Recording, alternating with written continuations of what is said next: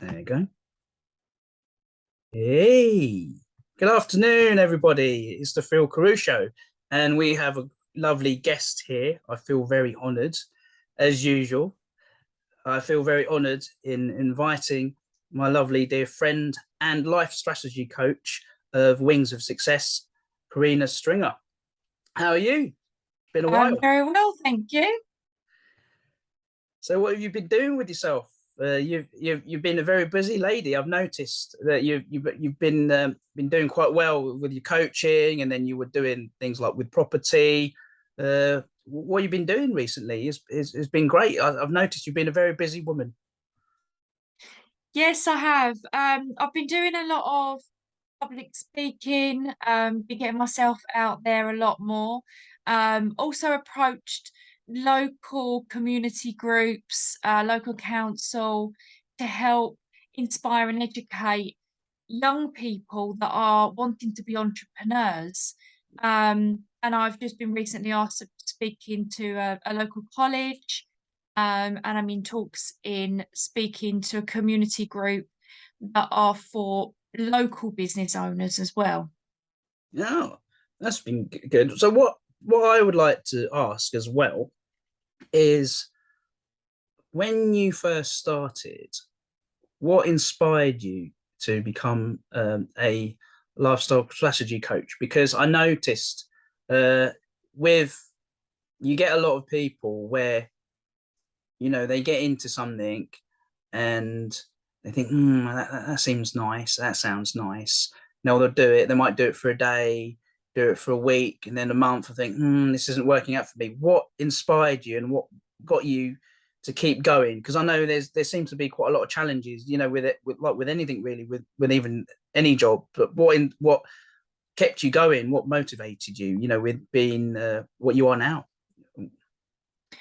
Well, when I started my business, I started a cleaning company, and I started from scratch because before that I was employed. I was 20 years in travel, and that's all I knew. But it just never felt right. And I always felt like I wanted to be my own boss, but I Yeah, didn't know about business. I didn't even know what an entrepreneur was. yeah, So I just got some cleaning products. I went to help a friend of mine who had a cleaning company. And then going through working with her and then seeing that there was things that she could do better with the marketing and just the way that she done the business side of it. yeah, I then But she just wanted to be out working, and I like sort of doing the office stuff and doing the advertising and all that kind of thing. So I took that part of the business over, and then the more I the more responsibility I got to run the business, the yeah, more excited I got about business. yeah, And then it just occurred to me that having a cleaning company, you can then have carpet cleaners, you can have people that clean ovens, you can do yeah, sitting, you can have home maintenance. And as an entrepreneur, we get really excited and we get all these new ideas that come up. yeah, And that's what happened to me. And I just thought, if I've got a business that can help other businesses, and yes. I can be a coach that can help other businesses. Yeah, it's a good idea. But where it starts, it's all like in the mind. Yeah, It's good to have all these ideas and try and run all these separate businesses. But if you're not feeling it, and yeah, if you've lost touch with your why, yeah, or your emotions are not right, true. then you're never going to be able to push your business forward. And it took a long time for me to get used to that, because this was when you're stepping into a new world, when you're stepping out of your comfort zone, you do get that little voice that says, no, don't do that. Why do you think you can do that? Oh, yeah, that's true. Yeah, But it's just taking those steps forward. But I never lost the passion for helping other businesses. And I'm a strong believer in collaboration over competition. yeah, no, I believe in that as well. What did you sort of think and notice that sort of going through, because sometimes people misperceive what it's like to be a coach or any particular type of coaching, really. And when it comes to personal development as well, I'm a true believer in that. And I think we've all come into a position where in our life where sometimes we feel like we're stuck and we're not sure who we're going to get the right advice to, who to speak to. And I'm sure you'd probably yourself may have noticed this as well. You do get quite a lot of people out there, and I've spoken to a number of other sort of coaches as well, in the past and even present. There, we have to be careful, and I've noticed this. If I don't mind mentioning this because this is off the cuff as well, because I like to put this on, when it comes to sort of interviews. Now, without having to be sort of too personal, but even to let people know out there and make them aware that there are a number of people where unfortunately they say they're coaches, and it gives a bad reputation for those like yourself and other coaches and a number of many coaches out there that are doing their best to make a living, and there are con artists, and there are people out there that would say they'll do something, they don't deliver, they'll come back and they'll say, well, we've got this, we've got that, we'll do this, we'll do that, and it's more like a let's deliver by giving some certain amount of money up front, and then it's not for them, and you think, well, do you get your money back, or anything like that? And there must be some sort of agreement where they'll be able to make sure that I've I've been able to feel that there's some fulfillment out of the actual coaching, because no doubt you've had yourself, I don't know whether if you'd mention it yourself now on the interview here, whether it's edited or unedited, that when you are being coached, or even notice people being coached, and you see that from afar, you think, oh my goodness, do I say anything? How can I help? And reach out and say, well, look, I've noticed this. You may need a little bit of help if you need that. And it's not to get given the wrong impression yet. It's for you. It's your job to do that. But at the same time, it creates a more impression where they've had a bad experience from that, and it takes a bit of time for them to say, well, look, actually, you seem like the right type of person. And how do you feel we're able to turn that on their head? Because I think it must be hard for you. Can you imagine you have a client like yourself, and they'll come to you and they'll say, Corinna, I've had a really bad experience. Yeah. Paid this amount of money.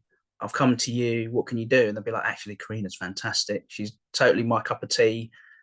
She's just right for me. She's got that type of temperament where I can feel that I can open up and say, well, actually, I've been total failure in this area. What can I do to help you? You can help me structure things and tweak a little bit here and there, and what I can do, in that sort of area.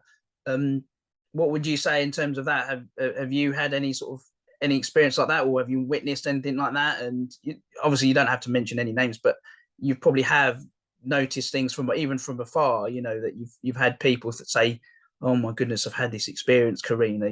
This is terrible. Who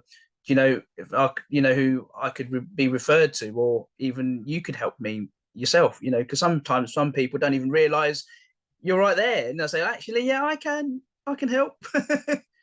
Yeah.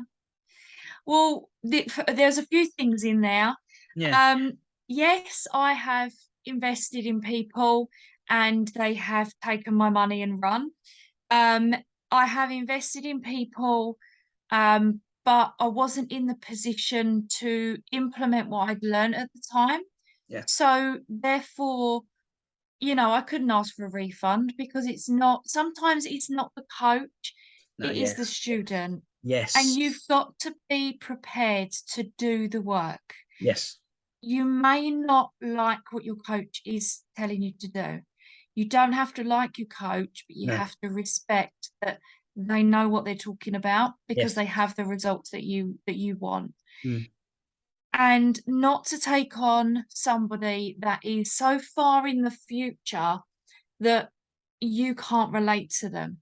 Right. A Yes. coach only needs to be a couple of steps ahead of you to get you results. Yes. And through my journey, I've had multiple coaches, multiple mentors, because they can only get you so far, and then you need to get somebody else to take you Yes. somewhere else. Because I mean, I've got business coach, I've got a public speaking coach, Yes. coaches for personal development, Yes. you know, my personal trainer. They're all working to improve me, but at different on different things and at different Yes. times. Mm. So you have to be prepared to put in the work, to do the Yeah. work, because it's not up to the coach to Of course. change the Yes. situation that you're in right now. Of It's course. for you to change, and then for them to help and guide you and Yeah. give you advice when you're stuck. Yeah. But I do feel a lot of people, they will pour loads of money into coaching, and coaching is not cheap, No. because you've got to think a coach has years of experience, Yes. years of money that they've laid out. True. So really, if you broke it all down for what a coach actually, what you invest into a coach Yeah. is pretty good value for money, That's considering true. what they have had to put in to gain that experience. Mm. So you have then reduced your learning time, Yeah. reduced your costs, because you could end up investing in things that don't work. That's true. So in the long run, it actually saves you money. Mm. But you've got to remember that the investment is in you and for Yeah. you to do the work. You're willing to invest the work, invest the money, but you've got to be willing to invest the work and the time and the effort it takes. Because if you invest in somebody that is going to promise you the world and give you a quick win, then they are definitely not the people that you need to be investing in. Yeah. I mean, I've invested in like Bitcoin and things like that, Yeah. and some are still going and some have gone. But never invest more than you can afford to lose if you're going to go for something like that. But when you're going for coaching, you're Yes. going for mentoring, somebody that's going to hold your hand and help you with the progress, then it's worth making that investment. No, that's great, Karina. Thanks for that, because I think sometimes it's good to have the flip side of where it's to hear it from the coach themselves, because sometimes it's so easy, like you mentioned, that people can easily blame a coach. But then I think it's also Yeah, good to have the flip side as well, to hear it from both ends. Because I think when it comes to coaching, yes, they're expecting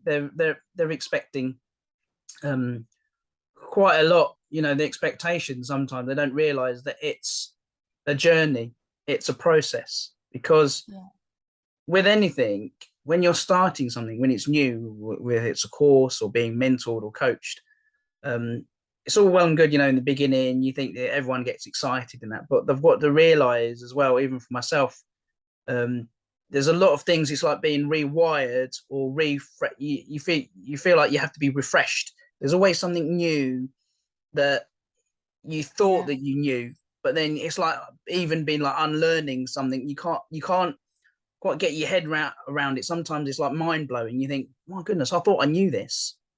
Did I? yeah, Did I know this? Wow. I thought, when I thought you knew something, and then you have to sort of, you just tweak it a little bit, and then your mind start to think, it opens up a lot more and taps into stuff that you don't realize that was there, because we're so busy, caught up in trying to be conditioned in the way we've been told to live. It's a society now, and I think this is why coaching now, it's also a good thing to help other people, not just with business, but even like yourself as a strategy coach. It's must have been pretty hard, especially with sort of a journey when you've been trying to balance things as well. Because I think sometimes people don't realize that we're human too. As a coach, when you're coaching, you're not going to be there like 24/7 and think, well, hang on a minute, I'm going to help you. But when there's time, you've been given certain things, information to work on, like homework. Like if you were coaching me, you'd say, here you go, Phil, I'm going to give you this amount of information, read that through, think it through. And then when you've gone through that and you feel that you need to go through some information, speak to me. talk to me, let me know, and then I'll go through things with you, and then you break it down. Because I think, Yeah. unfortunately, with a kind of lifestyle that people, I think, try to perceive, in their mind, they think with life coaching, it isn't always like the Tony Robbins or the Corinna Stringers of the world, where they think they go out there and the Les Browns, and they go out there and they think, oh, look at that, it's absolutely all glamorous all the way through all the time. No, there's going to be lots of hurdles, and it's going to be like a roller coaster, up and down, up and down, and then there's probably be some lows before you get more highs, because there's a plateau. It just goes like that, and then a little bit dip, and then might go like that, and then there'll be some consistency all the way up, and then they'll go, whoa, I like it up here. But to be able to get there, you have to go through the dips. And I think a lot of people seem to think that behind the scenes, I don't realize there's a lot of work that goes behind it as a coach, where you're having to, it's like being a customizer, isn't it? To according to the individual. It's hard, isn't it? It must have been for you, when you're trying, sorry about that. Phone. No, I'm going to cut that out. Actually, that'd be quite funny. Actually, have a middle of a phone call. Someone's actually done that to me before, when I've actually had a meeting. They phoned me. I didn't realize. Oh, actually, this isn't quite bad.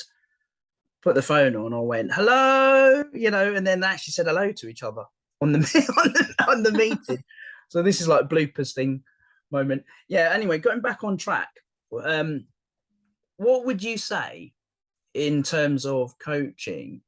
How would you sort of go about, and like other people wanting to also even become one?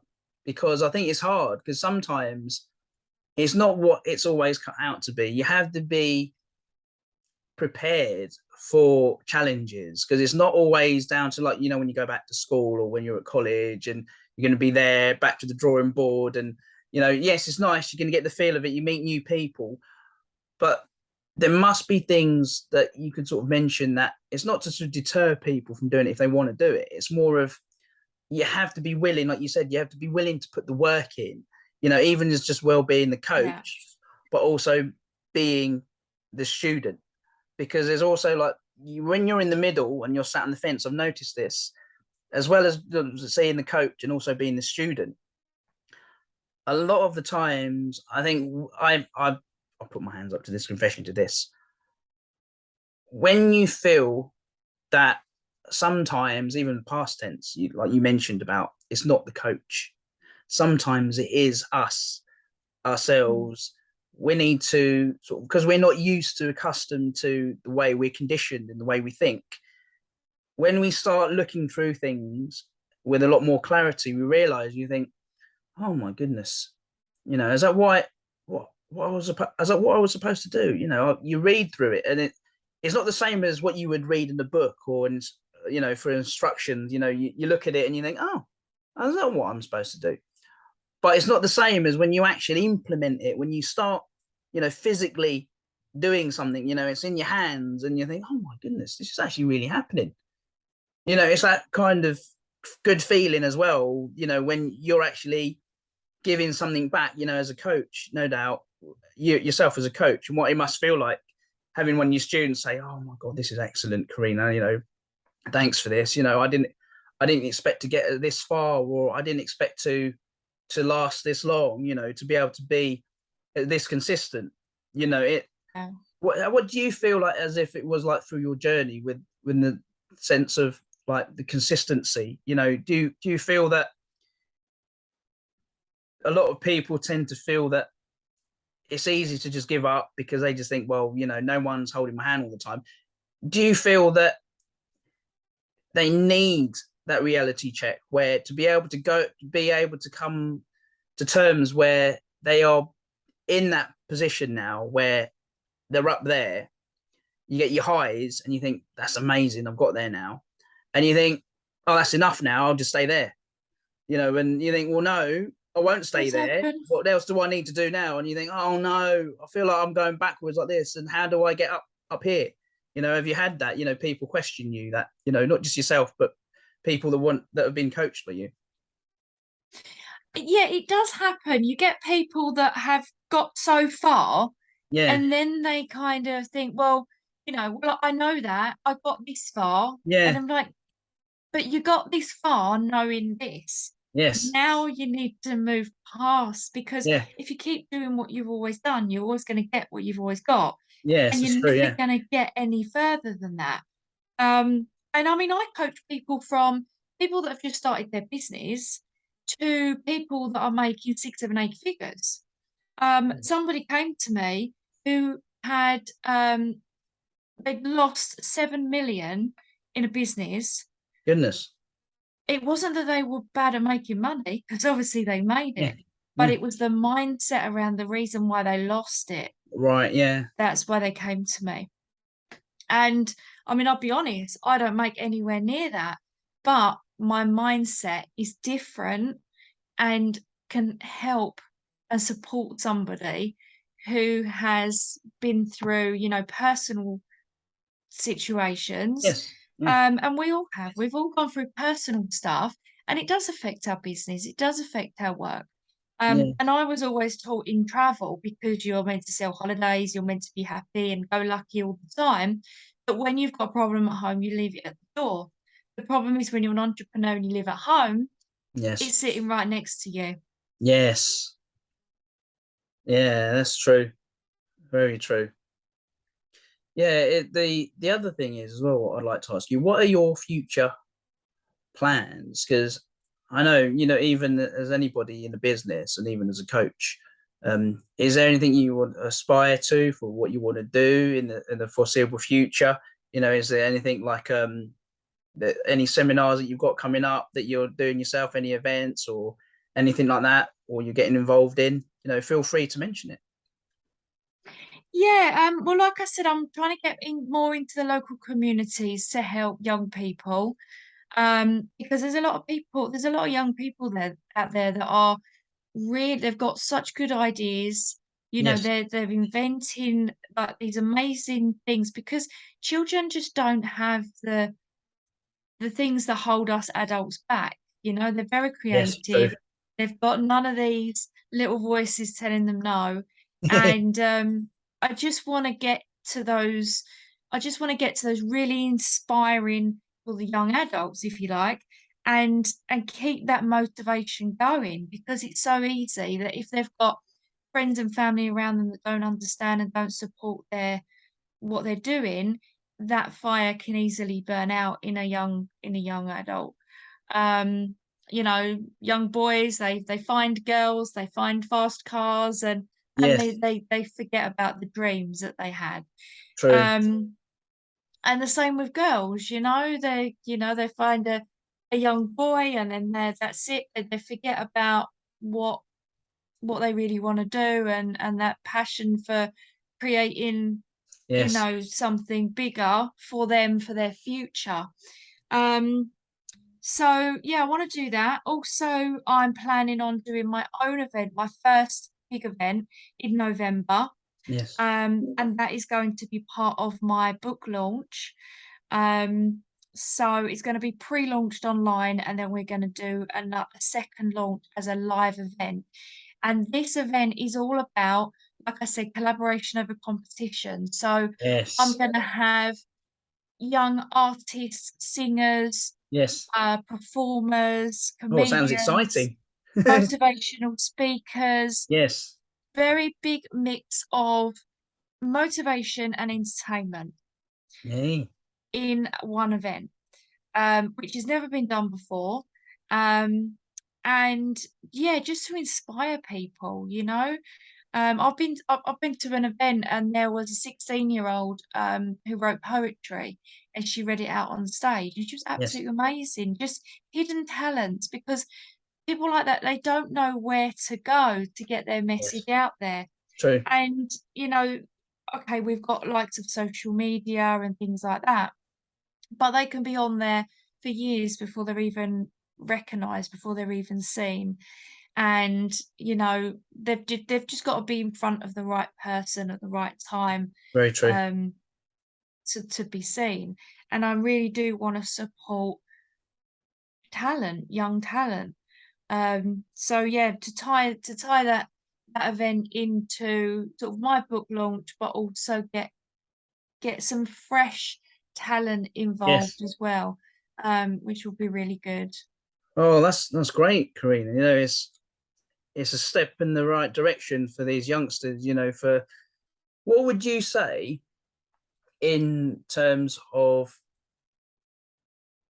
anyone out there, but any particular age, to what would to aspire to get going and do something, for part of their passion, and how to get going and what to do? Because I think sometimes you get to the point of where you feel lost. You get to a point in your life where you think, right, I'm doing this particular job, or I'm doing this particular hobby, and then you end up doing about one job, two jobs, sometimes even three, depending on what it is, about part-time jobs, trying to combine something. And then they think, well, what shall I do now? And they don't, where they feel like they've got no life. How would you feel as if it was the other way around, where if you was that person, what would you say to them? And if they needed some advice, say, look, Corinna, I'm doing this. What do I need to do, and how do I get going? And what gives them that incentive to motivate them to do that? Because I think we're conditioned too often to do like what we expected to do. Like having children, getting married, having the job, getting the house. All of that is become, part of that conditioning where we need to be in a factory, because of that kind of in factory work. There's nothing wrong with being a factory worker, but I think it's to the point of where to explain this to the audience. I think the way the system is, and I think you no doubt will agree with this as well as anyone else would be. We're all being conditioned to a point of where, going back several years ago, when the factories were around in Edwardian times or Victorian times, our system has been worked like that for so many years. There's nothing else out there where they don't teach entrepreneurship. What do you think of that? What do you think in terms of what they need to do now in the community and society, as even as a woman, empowerment for that, for young women, youngsters, young boys, young men, in that way, entrepreneurship. What do you think of that? Because as an entrepreneur yourself. Well, you're right about schools. They don't teach No, entrepreneurship. they don't. I think in school age, Yes. it's mindset that should be taught, not necessarily business and entrepreneurship. But now in colleges, they are teaching more about business, Yes. um, which I find is really, really good. But if they taught more mindset in schools, they would be better prepared to Yes. then learn business, because they're learning all the business strategy, and that's great. But what happens when you're having a bad day and you don't feel Yes. like doing something, This is and it. you put that book on the shelf and you feel like giving up? Then where do you go to That's then true. get that Yeah. start implementing what you've learned? And I mean, I was raised by my grandparents, and I was told to get a mortgage, to get a job, to Mm. have kids, and settle down as a Yes. woman. That's where Yes. that's how life should be. And I have none of those. Well, but you've done well. You've done well. This is it, and you're living proof of it, aren't you, Karina? See, so it doesn't Yeah, necessarily have to be like the Bob Standard. What's the way with it? It's like what is it? What they call a rule book, yeah, or an instruction yeah, manual of how to live your life. There is no instruction manual, and we are living proof of that. Where you don't have to do the car, the car, the mortgage, the children, the property, and then something else, and then the next thing, and then one thing after another, and you think, well, no, it doesn't necessarily work out that way. And it's yeah, good to have coaches out there as well, that's very inspiring. It's been like a number of years where you get people where they do get stuck, and and well, unfortunately, it leads to sort of, here's one thing that I would like to mention actually, mental health. What do you feel in terms of that? How do you feel in terms of, like, mental health wise, and as a mental health advocate myself, how do you feel in terms of, not just obviously within the coaching, but outside, as a combination as yourself? Um, would there be any tips for anyone out there, young women, youngsters, or even men, anyone out there in general, um, of how to cope and deal with certain things? Because sometimes there'll be times where, like you mentioned in your lives, during lockdown, there must be people out there where they're feeling, how do I deal with this? They've gone from alcohol, some people even taking narcotics or substance, uh, unspeakable things that you wouldn't want to mention. There's certain things that have happened to them that do to themselves, maybe possible even some harm, and it'd be great to hear something from you of how you feel that there'll be other people, as a tip, maybe even little tips or little things of how you could sort of cope, with certain things like that. Because when you're feeling low, everyone feels low at a certain point. But what you yourself, how do you feel that it can bring you up a little bit more? Do you listen to music? Do you read a book? Do you go out, speak to friends? What do you do? Because it'll be quite handy. Because sometimes people feel that, oh, do I pick up a phone? And then some people, they're not able to answer because obviously other people, they might be at work and it's not their fault, and things like that. What do you do? And what would you say to people, when they're feeling in a position like that? So, I mean, I've suffered with depression myself over 10 years ago, and it never goes away because there's always stresses in life. But as a mental health first aider and a practitioner of NLP, I have learned to control it, control emotions. Yes. And what I found, and I actually had a call from someone the other day that was feeling very down. Yes. Um, the advice that I gave to them was, if you are suffering and you just cannot get out of that really, really low mood, Yes. and this low mood has lasted more than 2 weeks continuously, Yes. do seek medical advice. Yes. There's no shame in going to your doctor and True. saying to your doctor, they will give you a questionnaire and they will assess you if they think that you've got depression, or they think you're suffering with anxiety attacks, Yes. or whatever it may be, and they will be able to diagnose you and help with medication. But the other thing is to actually, and I know it's hard sometimes, if something has happened to you and something bad has happened to you, to actually have somebody, um, having maybe RTT, which is rapid transformational therapy, Right. Okay. hypnosis, Yes. timeline therapy. These are alternative therapies Yes. to go into your doctor, go into the NHS, and then go in and having what I call talking therapy. Right. Yes. When I had that, like CBT, you go in, you talk about your problems, you come out feeling a hell of a lot worse Yeah. because you've just brought up all this stuff that you've True. been years. Yeah. You've carried this for 20, 30, 40 years. A Yes. couple of hours in therapy is not going to take it away. No.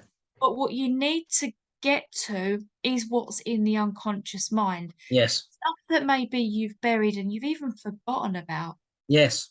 Some people can talk about the most traumatic things in their past and they will be completely emotionless because they are talking about this like it's somebody else's story.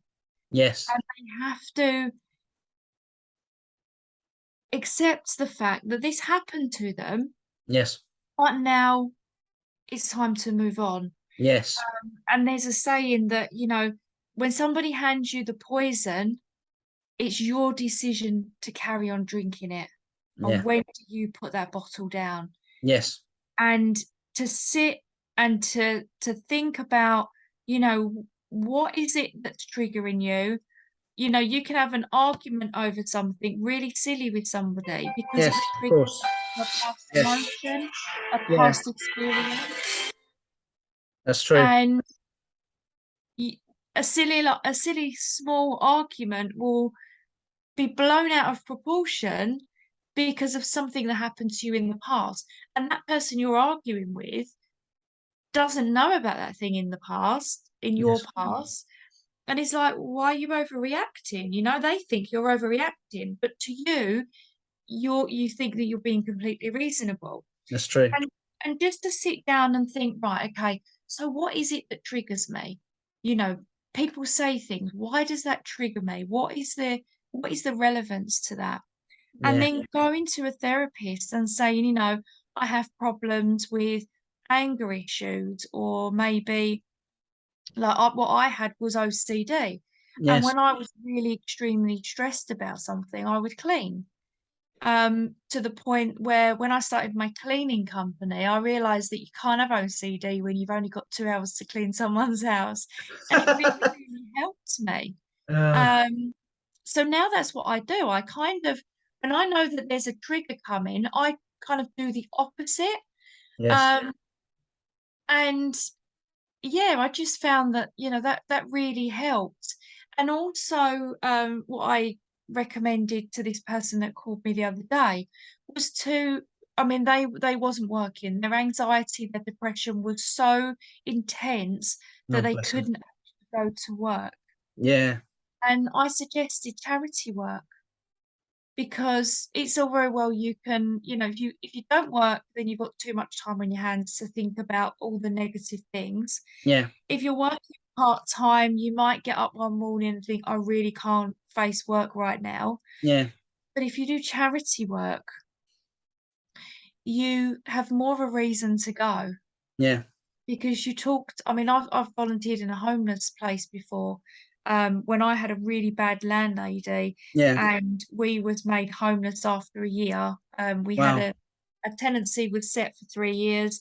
She ended the tenancy after a year. We had nowhere to go. We were really badly in debt with poor credit, couldn't get somewhere else. And luckily, our families took us back in. But for a lot of people, that isn't an option. And we went and volunteered in a homeless place and we would serve food, we would take down, because we had to empty out a 3-bedroom house. Bless you. So we gave our cooker, our fridge, loads of kitchen utensils to this place, because we couldn't afford to put it in storage. And they kitted out the kitchen and they would feed about 200 to 300 homeless people Goodness. in a night. Wow. And I got to speak to some amazing people who lost their home and been living on the streets through no fault of their own. There was, ex-military. There was people that have come into this country, was promised a better life because they've come from horrendous conditions, and they were scammed by, they were given documentation and they were Goodness. scammed, and then they were left to fend for themselves.